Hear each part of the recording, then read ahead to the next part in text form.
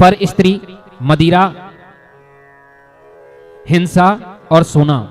लेकिन अंत में कलयुग क्या करता है?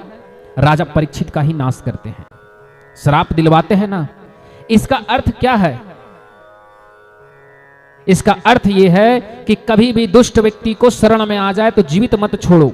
अगर आपने उसे जीवित छोड़ दिया तो सबसे पहले वह आपका काल का कारण बनेगा, क्योंकि दुष्ट व्यक्ति यह जानता है कि जो मुझे बना सकता है वही मुझे बर्बाद भी कर सकता है। तो सबसे पहले राजा परीक्षित को खत्म करो, क्योंकि राजा परीक्षित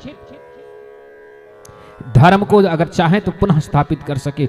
इसी को हमने बिना ज्ञान का जब पढ़ा तो राजा पृथ्वीराज चौहान थे, 16 बार मोहम्मद गौरी को क्षमा कर दिए, जबकि दुष्ट को एक बार भी क्षमा मत करो।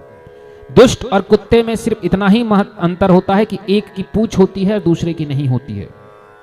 तो मोहम्मद गौरी जिसे 16 बार पृथ्वीराज चौहान ने क्षमा किए, अंत में वही मोहम्मद गौरी 17वां बार किसका काल बना? पृथ्वीराज चौहान को। जिस जयद्रथ को 5 पांडवों ने वन में जीवन दान दिए द्रौपदी के हरण के कारण, बाद में उसे जीवन दान दे दिया, अंत में उसी 5 पांडवों के प्रिय पुत्र अभिमन्यु का मृत्यु का कारण बने।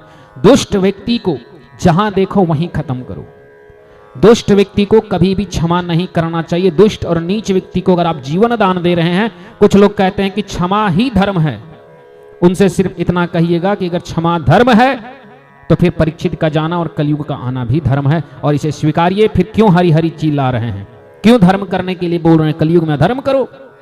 एक तरफ कहते हैं कि कलयुग अधर्म करने के लिए कहता है, हम धर्म करके कलयुग का विरोध करेंगे, और एक तरफ कहते हैं कि शरणागत की शरण दो और धर्मात्मा का कार्य है कि क्षमा करो।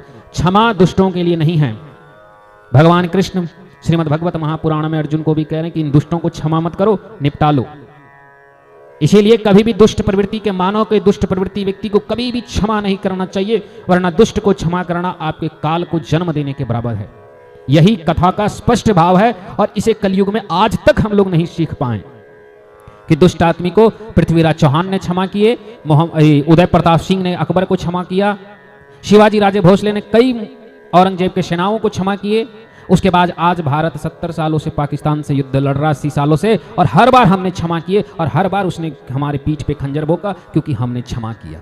दुष्ट व्यक्ति, नीच व्यक्ति को कभी क्षमा मत करो। जैसे पागल कुत्ते को देखते ही मार देना चाहिए, उसी तरह दुष्ट व्यक्ति को मार देना चाहिए। यही कलयुग का स्पष्ट भाव है इस कथा का, लेकिन मनुष्य कभी इस भाव को नहीं सीखेगा। कारण है कि मनुष्य जब कथा को आज के समय में पढ़ते हैं तो एक भाव से पढ़ते हैं कि मुझे बस प्रभु का गुणगान करना है, मुझे सीखना है, इससे कोई मतलब ही नहीं है।